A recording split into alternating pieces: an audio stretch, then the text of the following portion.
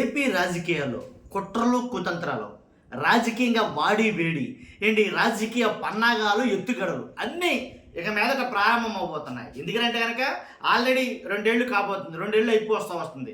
కాబట్టి రానున్న ఎన్నికలకు భాగంగా 2029 ఎన్నికల్లో భాగంగా ఇప్పటి నుంచే పావులు కదపడం అయితే కనుక మొదలు పెట్టారని చెప్పాలా. దాంట్లో భాగంగానే పవన్ కళ్యాణ్ గారు జగన్ గారిని అరెస్ట్ చేయండి అని కేంద్ర ప్రభుత్వాన్ని అడగడం, అమిత్ షా గారి దగ్గర మాట్లాడడం అయితే కనుక సంచలనం రేపుతుంది. దాని గురించే మన ఈ విశ్లేషణ.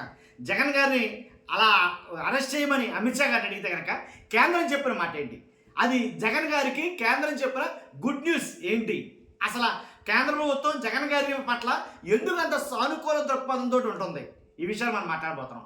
మాట్లాడబోయే ముందు రాష్ట్ర ప్రజలందరికీ వాస్తవాలు తెలియాలి. వాళ్ళకి వాస్తవాలు తెలియాలంటే చూస్తున్న మీరు మీ బాధ్యతగా ఫస్ట్ లైక్ చేయండి. లైక్ చేస్తే ఇన్ఫర్మేషన్ ఎక్కువ మంది షేర్ అవుతుంది. కొత్తగా మన ఛానల్ చూస్తే పక్కగా సబ్స్క్రైబ్ చేయండి. మీ అమూల్యమైన అభిప్రాయాన్ని కామెంట్ రూపంలో తెలియజేయండి. కేంద్రం గుడ్ న్యూస్ చెప్పిందని చెప్పాలా జగన్మోహన్ రెడ్డి గారికి. అరెస్ట్ చేయండి మా ప్రభు అంటే అరెస్ట్ చేయడం కాదు, జగన్ గారిని టచ్ చేస్తే ఏం జరుగుతుందో మాకు తెలుసు, మీకు తెలియకపోతే మమ్మల్ని అడగడం మేము చెప్తాం, కాబట్టి మీరు రిస్క్ తీసుకోవద్దు, ఇది కరెక్ట్ కాదు, సరైన విధానం కాదు అని క్లాసు పీకింది. పవన్ కళ్యాణ్ గారికి ఏంటి అమిత్ షా గారిని అడిగినప్పుడు జగన్ గారిని అరెస్ట్ చేయాలి అని అడిగినప్పుడు కుదరదు, కాదు, కూడదు, ఏంటి ఎలాంటి విధానం, ఇది కరెక్ట్ కాదు, పద్ధతి కాదు, ఎందుకంటే కానీ ఇది చాలా ఇబ్బందులు పడతారో, మీకే ప్రాబ్లం అని క్లాసు రివర్స్లో పీకిందంటే దాన్ని బట్టి లెక్కేయండి బీజేపీకి జగన్ గారి మీద ఉండేటటువంటి విధానం ఏంటనేది. కాబట్టి ఇది ఒక రకంగా జగన్ గారి గుడ్ న్యూసే నన్ను అడిగితే కనుక. కాబట్టి వాళ్ళు ఇల్లు అడగడం, వాళ్ళు కాదనడం ప్రతిసారి ఇదే తంతు అవుతుందేమో అనేది కనుక అనిపిస్తుంది. ఎందుకని అలాగని పవన్ కళ్యాణ్ గారు ఈ వ్యాఖ్యలు ఎప్పుడైతే ఆంధ్రప్రదేశ్లో ఒక రకమైనటువంటి వేడిని పుట్టించాయో, ఎట్టి పరిస్థితుల్లో కూడా ఈ వ్యాఖ్యలు కరెక్ట్ కాదు, ప్రొఫెసర్ నాగేశ్వర్ గారు చెప్తున్న మాటలన్నీ తప్పు, నేను అమిత్ షాని ఆయన్ని అడగలేదు, నేను జగన్ అరెస్ట్ చేయమని నేను చెప్పలేదు అని పవన్ కళ్యాణ్ గారు ఈ వ్యాఖ్యల్ని ఎందుకు ఖండించలేకపోతున్నారు? రాష్ట్రం మొత్తం చక్కెర్లు కొడుతున్న ఈ వ్యాఖ్యలు ఇది కరెక్ట్ కాదు, నేను అనలేదని పవన్ కళ్యాణ్ గారు కానీ జనసేన పార్టీ కానీ జనసేన సంబంధించిన వాళ్ళు కానీ ఎందుకని ఈ వ్యాఖ్యలు ఖండించడం లేదు? ఇది నిజమేనా? ఏదైతే జనసేన పార్టీ కోర్ కమిటీ, ఆ కోర్ కమిటీలో నాదెండ్ల మనోహర్ గారు మాట్లాడినటువంటి మాటలు బయటికి పొక్కి ఆ దాంట్లో ఉన్న ఒక 2-3 సభ్యులు ఈ ప్రొఫెసర్ నాగేశ్వర్ గారికి చెప్పడం, ఆ నాగేశ్వరరావు గారు ఒక ఇంటర్వ్యూలో భాగంగా మాట్లాడిన తర్వాత రాష్ట్రం మొత్తం కూడా సంచలనంగా వ్యాఖ్యలు మారడం, ఒకదాని తర్వాత ఒకటి జరగడం అయితే జరిగింది. కాబట్టి చంద్రబాబు నాయుడు గారు వాస్తవంగా అయితే కనుక చంద్రబాబు నాయుడు గారు చెప్పమన్నారా పవన్ కళ్యాణ్ గారిని?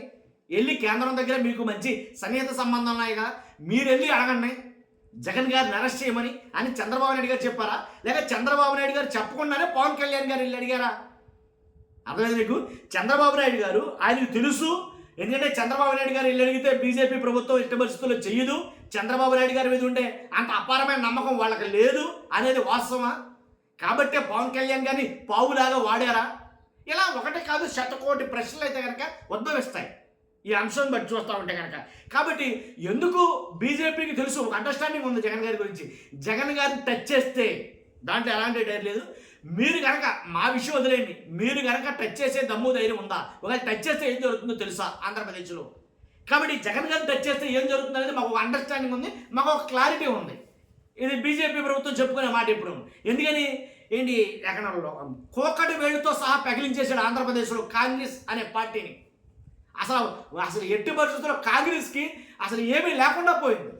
సోనియా గాంధీ గారిని గడగడలాడించాడని జగన్మోహన్ రెడ్డి గారు ఒక మాటలో చెప్పాల్సి వస్తే, బాబు నువ్వు వద్దు, వెళ్ళొద్దు, మీకు ఎందుకు మేము నీకు న్యాయం చేస్తామంటే అని పక్కకి ఎండేసి ఏంటి రాష్ట్రం మొత్తం తిరిగాడు. సోనియా గాంధీ గారు ఎన్ని కేసులు ఇంచుమించుగా 36 ఛార్జ్షీట్లు ఎఫ్ఐఆర్లు ఫైల్ చేసినట్టున్నారు. కాబట్టి వాటన్నిటిని ఏంటి ఎడంకాలతో తండేశాడు, దాంట్లో ఎలాంటి డౌట్ లేదు. కాబట్టి అలాంటి పరిస్థితుల్లో ఉన్నాడు జగన్మోహన్ రెడ్డి గారు అంటే, కాబట్టి అతను టచ్ చేయడం కరెక్ట్ కాదు. ఇది బాగా గ్రహించినట్టుంది ఈ అంశాన్ని. కాబట్టి ఖచ్చితంగా అంటే ఇంకోటి ఏంటంటే, మీరు ఏదో అనుకున్నారు జగన్ గారిని అరెస్ట్ చేయండి అని. జగన్ గారిని అరెస్ట్ చేయడం మాటలు కాదు. జగన్ గారికి ఆంధ్రప్రదేశ్లో ఉన్న ఓట్ షేర్ 40% ఓట్ షేర్ ఉంది. మీ ఇద్దరు కలిపితే కానీ అంత రాలా, 40% ఓట్ షేర్ ఉంది, మామూలు వ్యక్తి ఏం కాదు. కాబట్టి అతని వెనకాల ప్రజలు ఉన్నారు అని ఒక ఉద్దేశంతో బీజేపీ వెనకడు వేస్తుందా జగన్ గారిని అరెస్ట్ చేసే విషయంలో? లేకపోతే ఎలాంటి ఆధారాలు లేకుండా ఏమీ లేకుండా అరెస్ట్ చేయమంటే ఎలా అరెస్ట్ చేసేస్తారో? ఇది రాజకీయ కోణంలో చూస్తే కనుక చాలా విధ్వంసం కింద ఉంటుంది. అని రివర్స్గా క్లాసు పీకాలని చెప్పేసి చాలా రాజకీయ వర్గాలు మాట్లాడుకుంటున్నాయి. అర్థమైందా మీకు? కాబట్టి ఎలా చూసినా కానీ కేంద్రం వైపు నుంచి ఎప్పుడు చూసినా కానీ జగన్ గారి అధికారులు ఉన్నా లేకపోయినా సరే ఎప్పుడూ కేంద్రం నుంచి గుడ్ న్యూస్ వస్తానే ఉంది జగన్ గారికి. ఈ విషయంలోనే కాదు, ఈ విషయం పక్కన పెట్టిన కొద్దిసేపు మిగిలిన అన్ని విషయాల్లోనూ ఆయన ఐదేళ్ల పాటు పరిపాలించాడంటే 5 ఏళ్లతో పాటు ఆ టైంలో కాకుండా ఇప్పుడు వరకు కూడా ఎప్పుడు మంచి వార్తలమే తప్ప కేంద్ర ప్రభుత్వం జగన్ గారి మీద ఎప్పుడు చెడు వార్తలు అనేవి రాలా. ఇది గుడ్ న్యూసే నిజంగా నన్ను అడిగితే కనుక. కావాలని అరెస్ట్ చేయండి అని చెప్పి అడిగినా సరే వద్దు, టచ్ చేయొద్దు, అది వేరే విషయం. ఇంకా అనవసరంగా మీరు ఇబ్బందులు పడతారు అని అన్నారంటే దాన్ని బట్టి లెక్కండి వాళ్ళు ఎంతవరకు ఆలోచించుకున్నారనేది. ఇది కాదు మనం మాట్లాడుతుంది అబద్ధం, అసలు పవన్ కళ్యాణ్ గారు అడగలేదు అని అనుకుంటాక లేదు. ఎందుకంటే వాళ్ళు వాటిని ఖండించట్లా, రాష్ట్రం మొత్తం మారుమోగిపోతుంది ఇది వార్త. కాబట్టి అదండి జరిగింది. కాబట్టి ఈ రకంగా జగన్ గారి విషయంలో అయితే కనుక ఎలాంటివి జరుగుతున్నాయి. ఇక మీదట రానున్న రోజుల్లో రాజకీయం శరవేగంగా మారిపోద్దండి, శరవేగంగా మారిపోద్ది. ఎందుకంటే రాబోన్నాయి ఎలక్షన్లు, పంచాయతీల తర్వాత మున్సిపాలిటీల తర్వాత స్థానిక మొత్తం ఎమ్మెల్యే ఎలక్షన్, ఇవన్నీ ఒకదాని తర్వాత వచ్చేపోతున్నాయి. కాబట్టి రాజకీయం రంగులు మార్చుకోబోతుంది. అదే నేను చెప్పాలనుకుంది. మీ అభిప్రాయం ఏంటో ఖచ్చితంగా కామెంట్ రూపంలో తెలియజేయండి. ఫస్ట్ అయితే లైక్ చేయండి. Thank you very much.